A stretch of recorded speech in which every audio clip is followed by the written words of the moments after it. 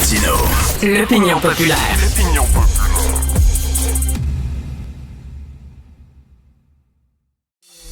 En exagérant un brin, si je veux étouffer la contestation, il faudrait que je trouve une solution. La totale. Une attaque ciblée, par surprise, et qui tétanise l'adversaire. Pierre-Olivier Zappa.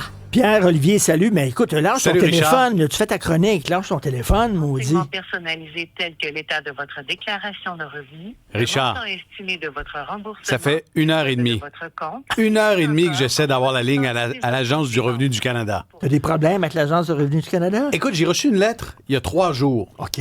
J'ai reçu une lettre au nom de ma conjointe et il faut que je contacte quelqu'un de l'Agence du revenu. OK. Et c'est vrai, là. Alors, je décide de le faire cet après-midi, alors que l'Agence du revenu du Canada est sur toutes les lèvres. 1h30. 1h30. Votre remboursement, le solde de votre compte ou comment... Écoute, je vais laisser le téléphone pas loin parce que je me dis que si pendant la chronique, quelqu'un me répond, faut pas que je le manque, alors peut-être que je vais devoir m'absenter. Non, écoute, je garde le téléphone pas très loin et je veux te parler de l'Agence du revenu du Canada. Ça fait plusieurs semaines que le journal, que la presse, que Radio-Canada, que TVA, on rapporte des cas où des citoyens doivent attendre des heures au téléphone. Oui. Et 90% des gens qui appellent à l'Agence du revenu du Canada, Richard, n'arrivent pas à parler à quelqu'un. Déjà là, il y a quelque chose qui cloche. Sur 300 000 appels par jour au Canada, il y a entre 36 et 38 000 personnes qui obtiennent la ligne. Alors, grosso modo, 10-12% des gens qui appellent réussissent à parler à un humain pour obtenir parfois des réponses, parfois des demi-réponses à leurs questions. Donc, on est en droit de dire qu'il y a un gros pourcentage de ces 300 000 personnes-là qui ont déjà appelé une couple de fois. Parce que le temps d'attente est en moyenne 3h30. En appelant à 15h aujourd'hui, je te dirais que j'ai peut-être pas d'espoir. Ah, tu vois, la ligne a... Ah non. T'as perdu. La ligne a coupé. La ligne a coupé. La ligne vient de couper.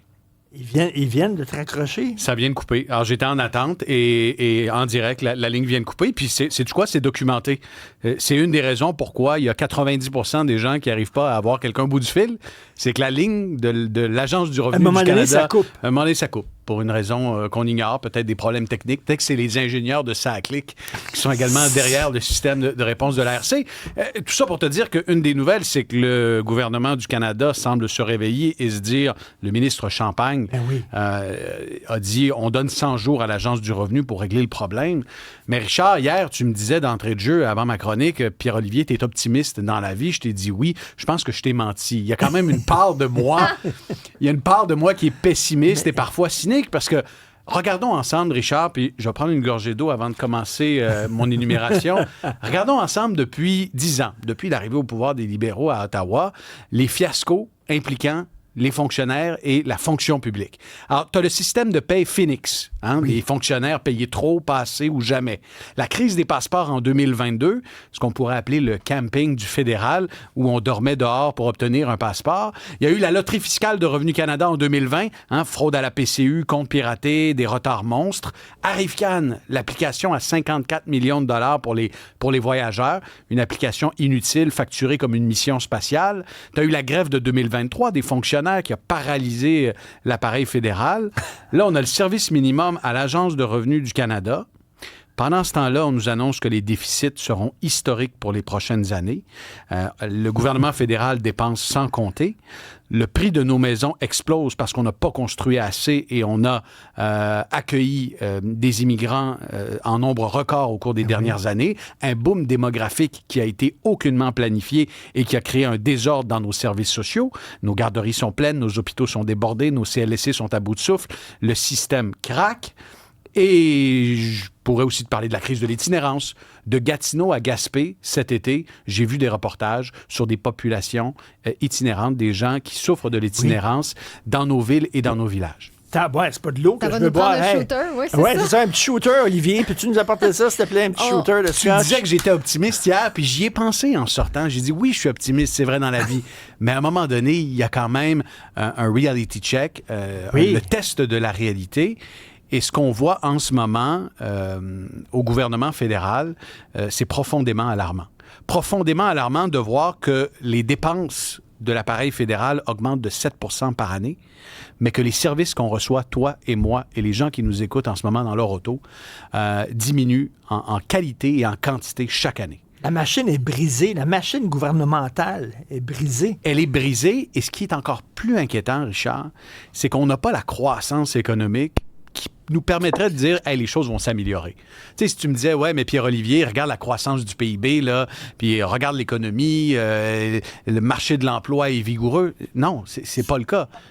Desjardins, ce matin, arrive avec un rapport alarmant qui nous dit le taux de chômage chez les jeunes atteint un plafond, chez les nouveaux arrivants également. Chez les 16-17 ans, cet été, Richard, le chômage était à 30 %. Nos jeunes n'arrivaient pas à se trouver de job d'été. Tu sais, on est passé de pénurie d'emploi à un taux de chômage. On est passé d'une pénurie d'emploi après disons, pénurie de main-d'œuvre. De pénurie de main-d'œuvre, c'est ça. Lorsqu'il y a eu le rebond après la pandémie. Et à ce moment-là, on manquait tellement d'employés qu'on s'est mis à accueillir des travailleurs et des étudiants de partout à travers le monde en nombre record. Et ça fait en sorte qu'aujourd'hui, on n'a plus la croissance économique pour permettre à tout le monde au Canada d'avoir une job. C'est moi qui le dis, mais c'est aussi les économistes des grandes banques. Stéphane Marion, l'économiste en chef de la Banque nationale, il y a 2 ans et demi de ça, était un des premiers à sonner l'alarme. C'était très dur pour les jeunes d'avoir des jobs d'été cet été. C'était pas facile. C'était pas facile. Même dans un Tim Hortons, même dans un McDonald's, c'était difficile. Puis, Richard, je sais pas si tu as remarqué, mais sur les médias sociaux, je vois de plus en plus de jeunes qui affichent leur CV spontanément sur Instagram ou sur Facebook, dans des groupes ou encore sur leur page. Ils affichent leur CV, ils se montrent à la recherche d'un emploi à temps partiel. J'étudie à l'université au cégep, je suis prêt à travailler dans le commerce de détail, etc. Il y a 2 ans et demi, 3 ans, c'était impensable. Je veux dire, tu amenais ton CV, tu t'envoyais paître le patron et il t'embauchait quand même. Mais aujourd'hui, à la fois, on n'a plus la croissance économique pour nous permettre d'être optimistes. Et en plus, on a des services publics qui craquent et qui craquent sous la pression d'un poids démographique qui a augmenté au fil des dernières années et d'une machine qui est complètement rouillée et qu'il faut régler. Est-ce que tu vas continuer là, après la chronique? Là, non, mais parce que là, je te partage une petite déception. Là, j'arrivais avec le téléphone, puis je pensais arriver au TVA de 17h dans quelques minutes où je fais également une chronique avec ma ligne téléphonique, mais bon, ça a coupé. Ça a coupé. On a un auditeur qui nous dit hier 3 heures sur la ligne pour Revenu Canada, mais il n'a jamais réussi à rejoindre quelqu'un. 3 heures. 3 heures. Et si tu me disais, écoute, pourquoi appeler Revenu Canada quand tu peux aller sur Internet, sur Mon dossier de Revenu Canada? Mais la réponse, c'est que le Mon dossier fonctionne parfois difficilement. Il y a des informations qui ne sont parfois pas disponibles et c'est impossible d'avoir un chat ou d'avoir une conversation avec quelqu'un quand tu as un problème à régler en ligne. Ben oui. Imagine si le gouvernement fédéral, Richard, était une entreprise privée. On se laisse là-dessus. Est-ce que tu en serais client? C'est très bon. Merci beaucoup. On t'écoute aux 22h. Je retourne au téléphone.